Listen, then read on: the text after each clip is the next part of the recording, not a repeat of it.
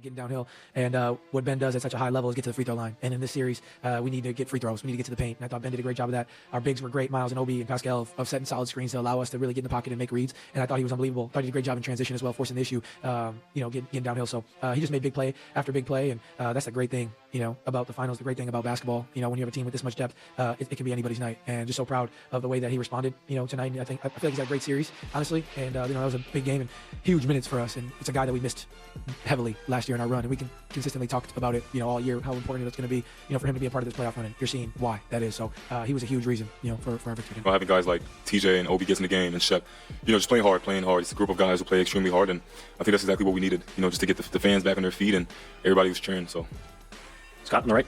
Ben, he's a winner. To put it all into one word, he does whatever it takes on any given night, whether it's making shots, whether it's deflections, whether it's a steal, whether it's a block, whether it's a rebound. He does whatever it takes every night.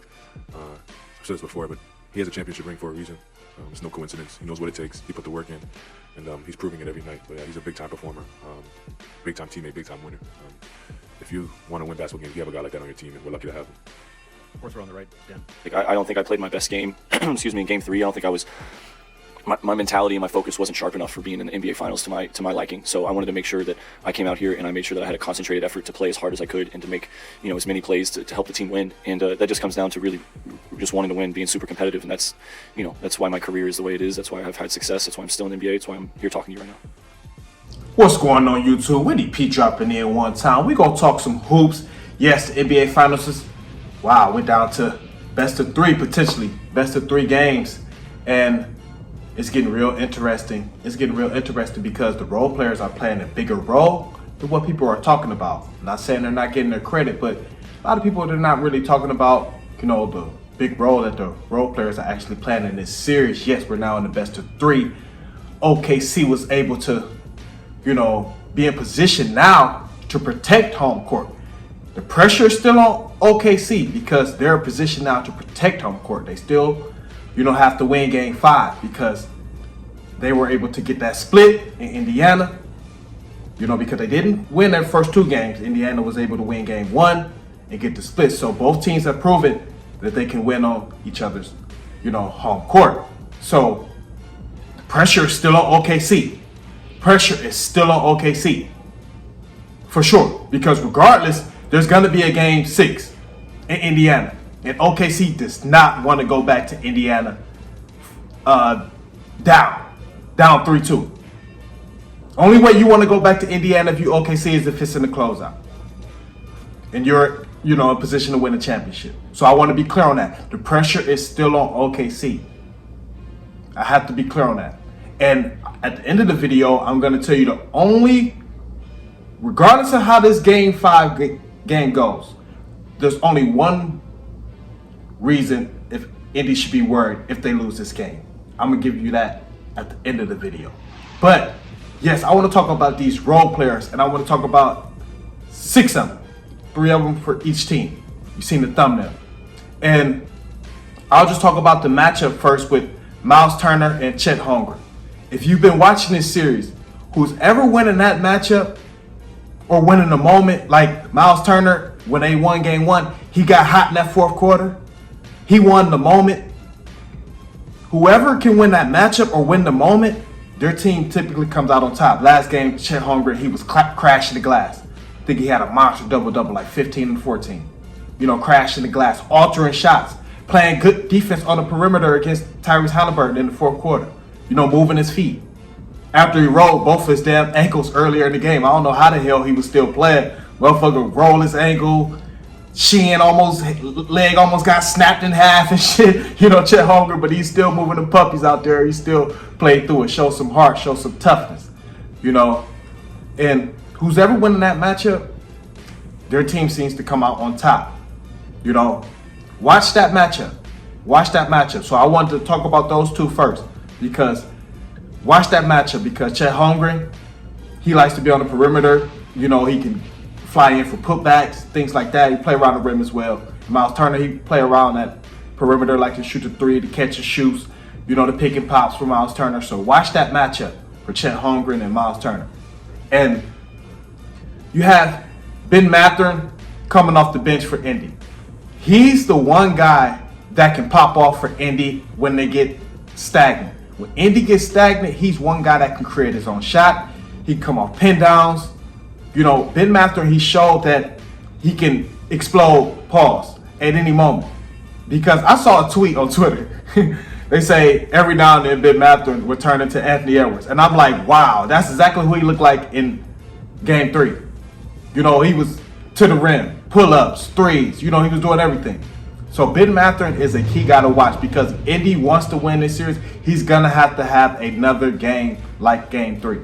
Not exactly like 27, but he's going to have another outburst. You know, another outburst for Indy. You know, another outburst for Indy. So watch Bennedict Mathurin. Watch him. Watch him.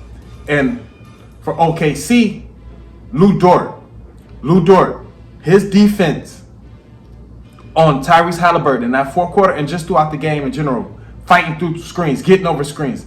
If he's able to blow up Indy's offense and Tyrese Halliburton's not able to operate the offense, it's going to be trouble for Indy going forward. Because Tyrese Halliburton, he wasn't able to really control the game like he really wanted to if you watch that Game 4. He wasn't able to. Lu Dort was blowing up screens, going through screens, getting around screens, you know, just being physical, you know, just being a menace. You know, so watch Lu Dort and see if Tyrese Halliburton is able to shake free and get loose, because I noticed OKC, they're not putting Kason Wallace on Tyrese Halliburton as much.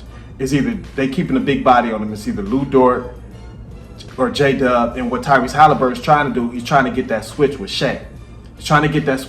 And sometimes Shea can get lazy on his defense and don't want to move his feet.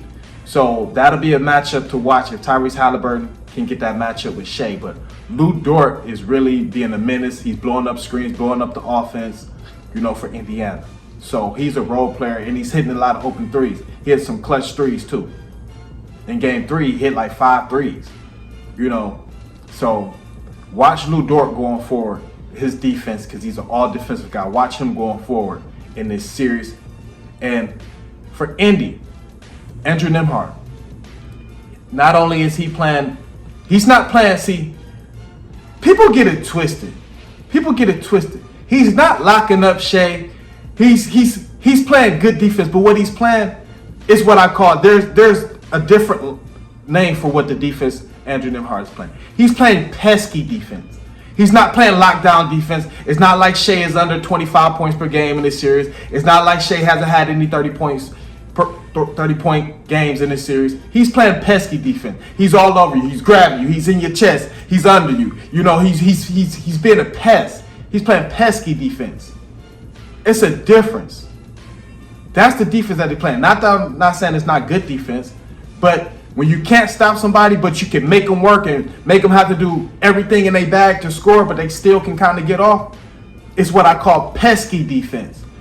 See, let's talk this real hoop shit. I could talk this shit. It's called pesky defense.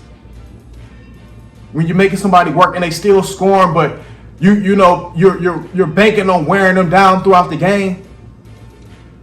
When you're not locking them down, but you're making them work, they have to use every move in their bag. And you banking on wearing Shea down like they did in Game 3 because of the pesky defense. That's what pesky defense does. Lockdown defense, motherfucker, he don't get his average. He got to take 30 shots or 40 shots just to get the average, or take more shots just to even get the average. That's lockdown defense. Motherfucker can't even get open, can't even get the ball, shit like that. That's lockdown defense. But motherfucker still scoring, but he just got to go on his bag a little more. He got to do a little more. That's pesky defense. That's a name for that. That's pesky defense. Patrick Beverly, he was a great defender as well. Good defender, but he was more on the pesky side as well.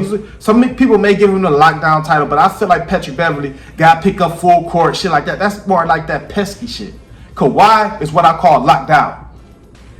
Kawhi ain't pesky. Kawhi ain't gonna be picking up full court, doing all that shit. But once you cross that half court and you mano a mano, Kawhi locking your shit up like his San Antonio days.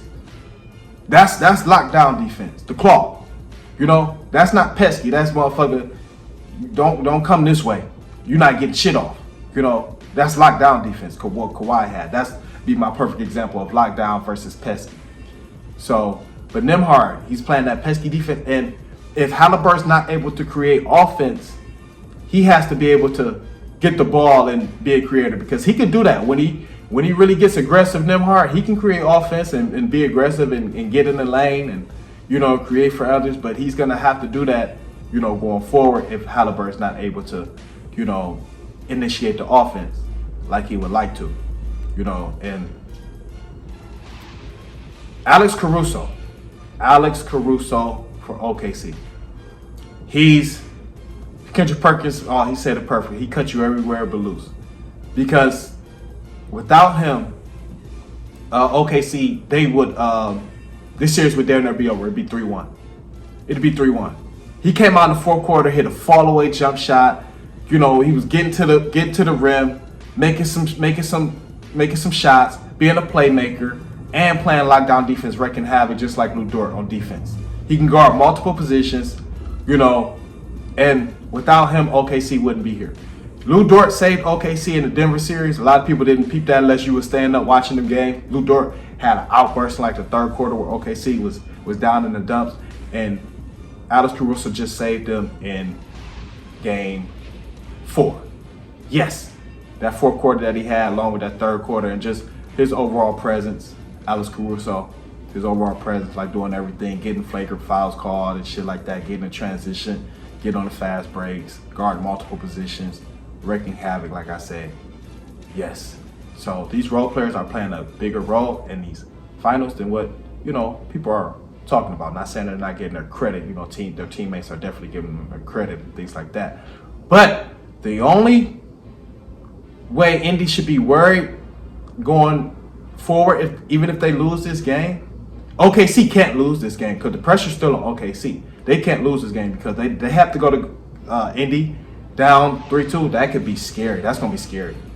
That's gonna be scary. That's gonna be. If I was an Indy fan or, you know, a Pacer, I'm like, we closing this out. We're gonna do everything in our power to close this out.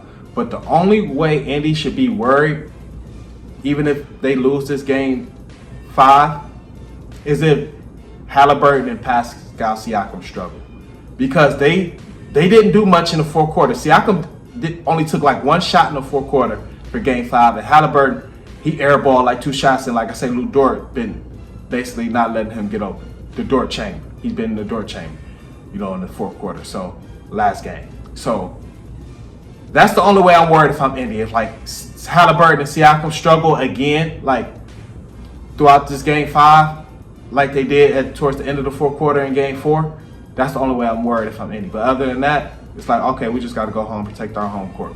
You know, even though OKC showed they can win on Indy's home court, I'm still confident that we can come home and, you know, win the game on our home court. You know, we came this far.